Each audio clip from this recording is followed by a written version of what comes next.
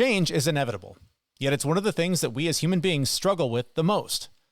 In today's episode, we'll share some of the major changes we've experienced in our lives and 4 things you should know to help you manage the stress that comes along with any change in your life. This is The Fit Mess, where together we learn to develop habits that help us live beyond our mental health struggles to create happier, healthier lives. He's Zach. He lives in the future with his anxiety. He's Jeremy, and he lives in the past with his depression. And we get together once a week in the present to share the obstacles we face and how we overcome them. And this week, the topic fits exactly what we're doing here at the show. Zach and I have been through a lot of changes over the last year and a half or so, and we're going to make some changes to the show. We're going to open up some more space for us to share what's going on in our lives, to get really vulnerable with you about the pains that we face and what we do to manage that pain and to still, despite it all, try and live a happier, healthier life. So the topic of this episode really is change. There are things you can do to manage it because it is inevitable. Something is going to change in your life. Things might be great right now. Things might suck right now. The good news in both cases is that it's going to change. But the way you manage it, the way you respond to it, is the critical difference between thriving and being overwhelmed by it. And this is something that you and I have both been dealing with. You've had a little bit of a longer run of changing things dramatically over the last, year and a half. And I suppose I have too. I mean, you know, your marriage ended. You started a new job. I moved to a new country. I recently started a new job. And there are some common themes that come up for me, whether it's change for good or change for bad. And one of the things I've been leaning on the most heavily lately is particularly, I've had some big changes in my life personally. And at first they seemed stressful. They were kind of keeping me up. Thoughts were kind of racing. One night I woke up at 2:00 in the morning and could not go back to sleep. I just, boom, was up and was like, oh my God. And I had to keep thinking about all of the conversations we've had on this show about reframing anxiety as excitement, because it's the same thing. And so when I do that, when I would think about like, what's really going, am I overthinking this because I'm afraid of the outcome? Or am I overthinking this because I want to do this really well because I'm excited about it? And just sort of making that switch was helping to put it, to calm it down a little bit and get it a little bit more under control, or at least I guess change my relationship with the feeling. Instead of sort of feeling out of control, I was able to go, oh, okay, it's all right. You're just excited. That's okay. You can just feel that. That's okay. You're excited. Go back to sleep. How'd that work for you?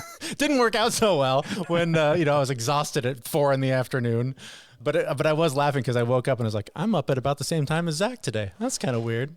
Well, no, if you woke up at 2, that would be what, 5? Yeah, you were already up for half an hour, I guess. So. Yeah, I was already at the gym. But I thought about texting and going, good morning. I'm awake too.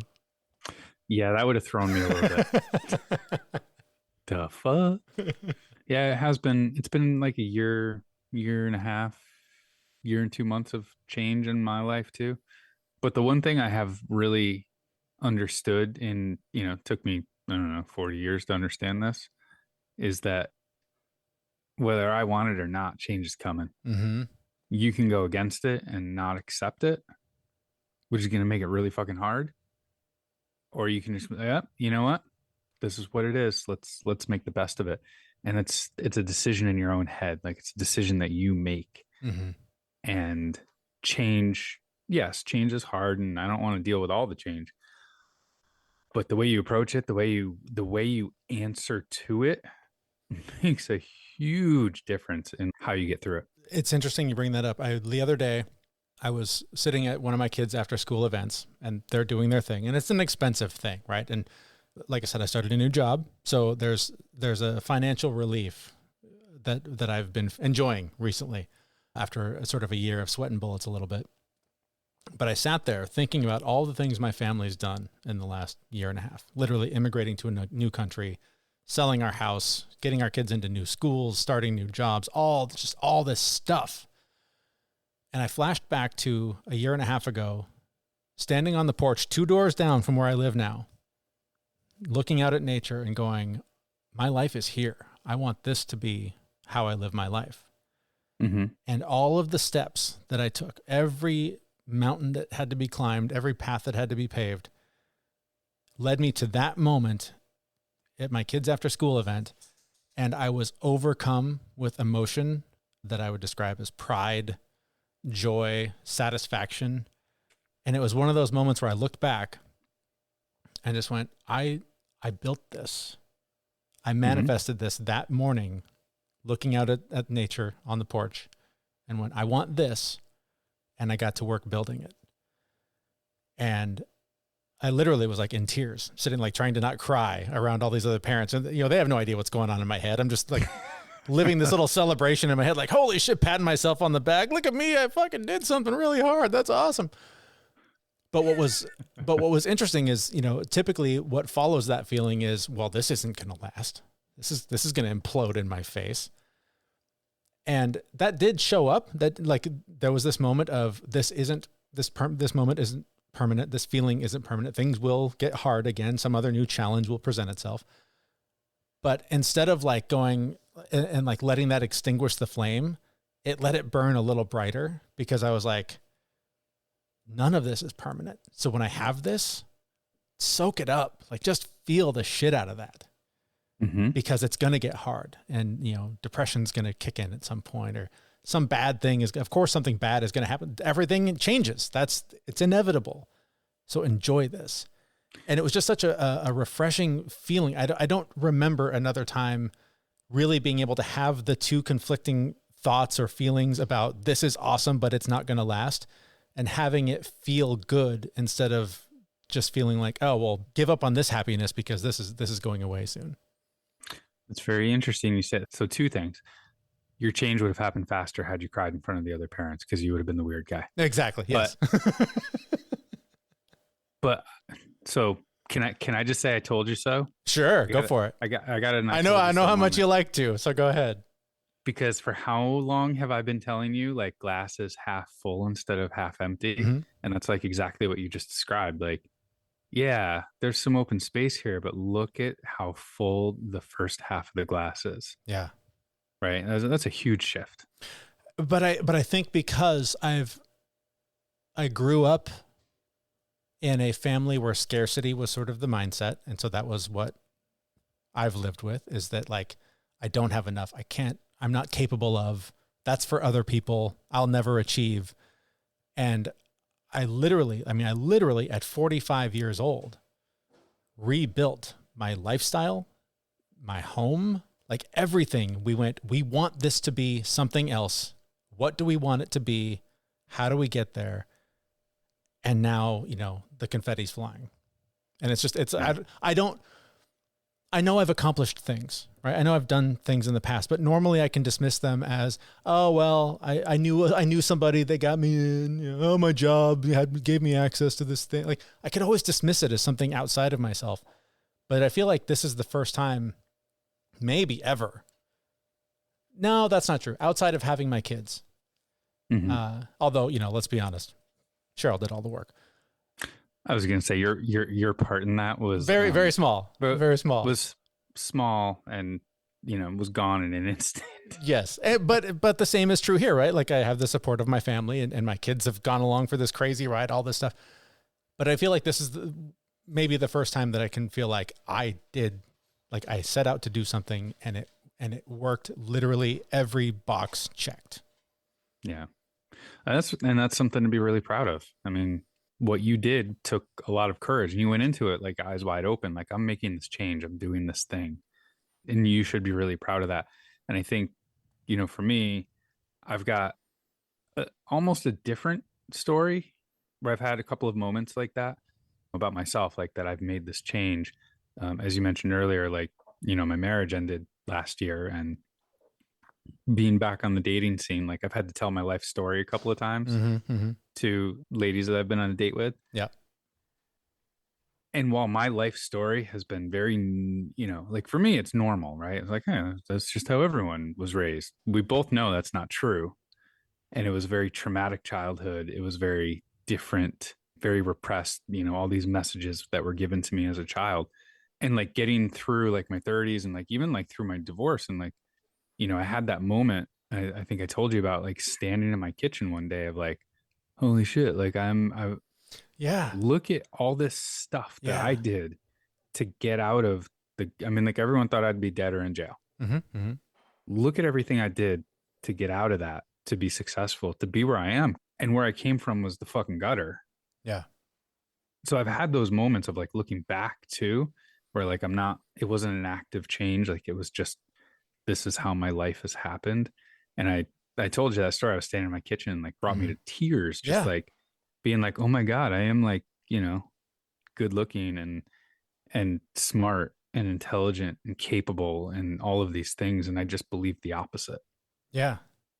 It's amazing those moments where you do overcome all of that programming and realize you're capable of maybe more than you ever even thought. Yeah. And even after you've done things and you're looking back and you're like, oh, I did do some stuff, and you don't realize it in the moment. Yeah. I quickly want to mention our sponsor, Athletic Greens. If you want to empty that overflowing cabinet full of vitamins and replace them with one great tasting drink, then order Athletic Greens now so you can not only give your body what it needs to thrive, but we'll give you a free year supply of immune-supporting vitamin D and 5 free travel packs with your first purchase. The link to try it out is in the show notes for this episode at thefitmess.com. So both of us have been through a whole lot of change. Some of it kind of happened to us. Some of it we just fell into. But I know both of us now in our lives, we really do work to actively manage the change that happens in our lives and have it happen in a positive way, whether it's negative or positive change. So, that we don't lose our fucking minds when the inevitable happens. Yeah, yeah. So we have 4 things for you that we hope you'll take away from this episode that will help you manage the stress that comes along with whatever change is thrown into your life or that you willingly bring into your life. And I'm actually going to skip ahead to number 2 because I feel like it's more powerful. Number 1's really obvious. We'll get to it in a minute. But number 2, I know, out of order, is really just feeling the feelings that come with it, really allowing it to happen. And there's lots of ways you can do that. You can journal about it. You can talk to your therapist. You can talk to a family member. Just talk to somebody who will create space, who will allow that to happen. Or in the case of this episode, perhaps talking to a good friend of yours and just complaining about all the struggles that you've been through and really celebrate how you got through it and got to the other side. To me, that's what this episode's been all about, is just being able to share with you, Zach, my friend, about changes that I've been through, some of the pains that have come with it, but the inevitable, I believe, success that's on the other side of it, or perhaps even the lesson, if it's not a success, that there's always something good, I think, that can come from whatever change is thrown into your life. Yep. And as an example for me, when my marriage ended, I think I've told you, like I had 3 days of feeling the feelings, and I really, really, really focused on feeling those feelings and just remembering number 2 that you went with number 1. Now you're confusing me though. But feeling those feelings for 3 days, like, and 3 days is not, the number of days I chose to feel the feelings. That's just when it ended. I felt the feelings and I was like, okay, now I'm ready to move on. So it is really a critical part of it. That was I don't know that's a fucking magic trick that you pulled off. That was something unlike anything I've ever seen in my life. But okay, let's go back to number 1 on the list. And that is just, it's so simple. And that's why I skipped it, but it's just accepting it, right? Something's going to change. If things are great right now, great. Feel that too. That's okay. But know that, that's going to change. If things suck, if you're in the middle of a shitstorm right now, good news, it's going to change. So if you can just start to sort of create that space in your life and allow for whatever you're feeling now is fine, because it either sucks and it's going to pass, or it's great and something's going to challenge it. So just be aware, allow that to be a part of your experience. So I kind of like number 3 though, tragedy and comedy, like all change, positive and bad. But you can choose, you can like write out a story. Like you can actually make a choice to have change be a positive thing. Even if it's a negative change, you can choose for it to be a positive thing. And literally, I mentioned journaling. You can literally write the story, write the ending that you want to have happen, create that happy ending in your mind and put it on paper. And in a way, the universe will sort of hear that and can possibly, bring that happy ending to you if you make it a reality somewhere outside of your mind. But you can also write down the worst case scenario. If it's the story that's rattling around in your head and this is going to end in a fireball and terror and horrible shit, write that down too. Just get it out of your head. It's just taking up free space in your mind. So put down both stories.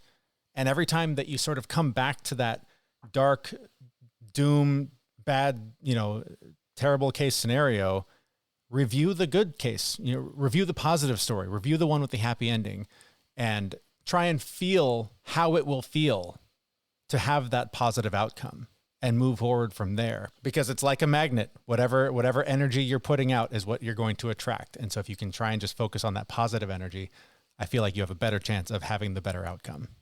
And number 4, this one's near and dear to my heart, because not only for just change, but for just general life, it's better self-care. I know for me, when I am working nonstop and I'm not taking the time to go to yoga or go to the gym or just take 10 minutes to breathe or meditate or eat the foods that I need to eat to be healthy, I'm not okay. And when that inevitable change comes and I start feeling the feelings and I start writing down my story, it instantly becomes a tragedy. But when I'm taking care of myself, like my body is primed to be able to deal with this and be able to write the comedy or, write the better story out of it when it does come. I don't know if that's the same for you or not, but that's me. Yeah, and I'll go back to the analogy that we made on a previous episode about the champagne fountain, right? If you fill that thing up on the top, all the glasses are going to get full. And when the bottle's empty, your glass is still full and everyone gets what they need from you. But if you start at the bottom and you hope that there's enough left by the time you get to the top, most of the time, I think you're going to find that your glass is pretty empty and you're not going to be very much fun at the party. I'll tell you that much. See, that's why I don't even fill anyone's glass. I just drink right from the bottle. Just straight out of the bottle. Just forget everybody else. All of this, and particularly, Zach, you were talking about just strengthening for the bad times. That reminds me of the conversation we had with record-breaking weightlifting champion Chris Duffin. It was episode 98 of our show. And he made the analogy of the strongest trees with the deepest roots are the ones that have withstood the strongest winds.